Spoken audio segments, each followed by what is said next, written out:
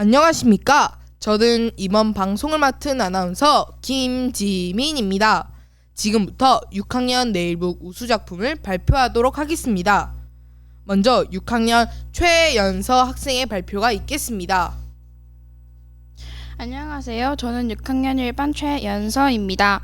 제가 선택한 나라는 이탈리아입니다. 제가 이탈리아를 선택하게 된 이유는 평소 서양 음식들을 좋아했었는데 그 음식들의 전통인 나라를 찾다 이탈리아라는 나라를 보아 선택하게 되었습니다. 이탈리아의 기후는 온대기후여서 사람이 살기 적합합니다. 이탈리아는 여름철 아주 덥고 겨울철은 아주 추운데요. 그래서 이탈리아는 열을 식히기 위해 낮잠을 자거나 분수에서 논다고 합니다. 이런 더운 기후 때문에 집을 실내가 직사광선과 열기를 막기 위해 중정을 만들고 통풍을 잘 되도록 창문을 크게 만듭니다. 또 북부 지역은 추워서 트롤리라는 전통집이 생기기도 했습니다. 트롤리는 외벽이 양팔을 다 벌려야 할 만큼 두껍고 벽돌로 만들어 단단합니다. 이탈리아의 의생활은 밤과 아침 일교차가 컸기 때문에 두 겹과 한 겹인 옷을 주로 입습니다. 이로해 전통 의상 토가와 튜니카가 생기기도 했습니다. 옛날에는 토가와 튜니카를 자신의 권력을 보이기 위해 입었다고 합니다. 요즘에는 토가와 튜니카를 우리가 한복 입듯이 중요한 날에만 입는다고 합니다. 이탈리아 기후가 우리와 같기 때문에 요즘 날씨에는 긴팔과 긴 바지를 입는다고 합니다. 만약 이탈리아를 간다면 북부지방과 남부지방 옷을 따로 가져가야 합니다. 북부지방은 알프스 산맥을 겹치고 있습니다. 그래서 눈이 많이 오고 추워서 두꺼운 옷을 챙겨가야 합니다. 북부지방에 눈이 온다는 점을 활용해 스키 산업이 하고 발전되어 있습니다. 남부지방은 햇빛이 많이 쬐는 편이어서 가벼운 옷을 가져가는 게 좋습니다. 남부지방에서 겨울이 되면 선선하고 비가 많이 와서 수목농업이 활발합니다. 이탈리아의 식생활은 우리가 아는 서양 음식은 거의 다 이탈리아가 시초인데요. 피자, 리조또, 파스타, 치아바타, 에스프레소, 치즈 등 이탈리아는 어떻게 이런 음식이 생기고 발전할 수 있었을까요? 먼저 치즈 우유는 남부지방이 낙농업이 발달되어 있어서 이탈리아에서 유명해질 수 있었습니다. 과일들은 남부지방에서 자라 해외로 수출되는 것이 태반입니다. 해물 음식들은 이탈리아가 바다와 가까이 있어 발달된 것입니다. 이렇게 이탈리아의 생활 모습을 알아보았는데 우리도 특이한 생활 모습이 있듯이 이탈리아도 생활 고유의 가치를 지니고 있는 것 같아서 존중하고 이해해야겠다는 생각을 했습니다. 이상 최연서였습니다. 다음으로 6학년 변서연 학생의 발표가 있겠습니다. 안녕하십니까. 6학년 2반 변서연입니다.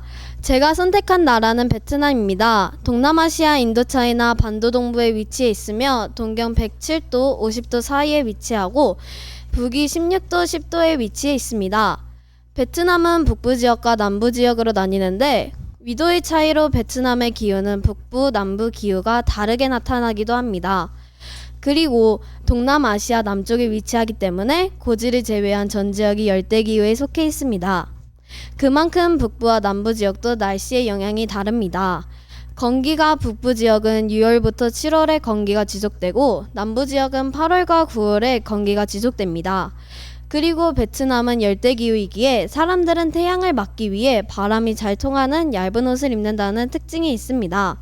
베트남은 또 쌀국수가 유명한데 이유는 동북아 지역에서는 예로부터 쌀이 아닌 밀이나 메밀을 이용해 면을 만들어 왔기 때문입니다. 메밀은 쌀이 자라기 힘든 척박한 환경 속에서도 잘 자랐기 때문에 이런 풍습을 이어 메밀로 만든 쌀국수가 탄생한 것입니다. 베트남은 사는 지역에 따라 사는 집의 형태도 다른데요. 베트남 북부 산악지대와 중부 고원지대에서는 산에서 자주 출몰하는 산짐승으로부터 보호받고 더위도 피할 수 있는 구조로 집이 바닥에 붙어있지 않고 기둥으로 지지받는 형태를 가진 산악가옥과 남부지방에서의 집은 물 위에 있는 집으로 지어져 있습니다. 쉽게 구할 수 있는 나무로 제작되었기 때문에 더 쉽게 구할 수 있는 집입니다. 우리나라와 가깝지만 전혀 다른 집의 모양을 가지고 있고 옷도 다르기 때문에 베트남 문화와 가치를 가치를 존중하고 쌀이 아닌 메밀을 사용한다는 점에서 그 문화를 이해하고 존중해 줘야 된다는 느낌을 받았습니다. 이상으로 변서연이었습니다. 다음으로 6학년 김도희 학생의 발표가 있겠습니다. 안녕하세요. 저는 6학년 3반 김도희입니다. 제가 기후에 따른 의식주, 생활 모습을 탐구한 나라는 스웨덴입니다. 스웨덴은 유럽에 위치한 작은 나라인데요. 제가 스웨덴이라는 나라를 선택한 이유는 평소에 유럽 국가를 좋아하기도 했고 저번 탐구에서도 스웨덴에 대해 글을 썼기 때문입니다. 그럼 먼저 스웨덴의 기후를 알려드리겠습니다. 스웨덴은 여름 평균 기온 남부 18도, 북부 15도, 겨울 평균 기온 남부 -3도, 북부 -10도이며 강수량이 남부 600mm, 북부 300mm로 강수량이 적으나 기온이 낮아서 건조 기후가 아닌 냉대 기후입니다. 또한 강수량은 여름에 많으며 사계절이 뚜렷한 편입니다. 이런 기후 때문에 침엽 수립이 넓게 분포되어 있습니다. 다음은 스웨덴의 의식주와 생활 모습에 대해 알려드리겠습니다. 첫째로는 스웨덴의 옷입니다. 스웨덴은 다른 나라와 다르게 전통 의상이 딱히 정해진 바 없이 지역마다 전통 의상이 조금씩 다른데요. 대표적으로는 펄크 드라크가 있으며 보온성을 강화하기 위해 옷 안에 가죽과 솜털로 만든 옷을 입습니다. 두 번째는 스웨덴의 음식입니다. 스웨덴의 주식 재료는 추운 지역에서 잘 자라는 감자이며 스웨덴의 주식은 냉대 기후에서 주로 재배하는 밀로 만든 빵을 먹습니다. 또한 북해 바다에서 잡은 청어, 참치, 연어 등을 함께 먹기도 합니다. 세 번째는 스웨덴의 집입니다. 스웨덴의 전통 가옥은 빌라이며 빌라는 침엽 수립과 벽돌로 튼튼히 지어 추위를 대비하며 경사진 지붕을 지어 눈이 잘 내려가게 하고 큰 창문을 지어 여름에는 햇빛을 잘 받게 합니다. 이렇게 스웨덴의 기후와 관련지어 의식주 생활 모습을 알려드렸는데요. 스웨덴은 추운 기후 때문에 주로 보온을 위한 집과 옷을 만든다는 것을 알게 되었습니다. 또한 스웨덴과 우리나라의 생활 모습이 다르듯이 우리나라와 다른 나라의 다른 생활 모습을 서로 존중해야 된다는 점을 깨달았습니다.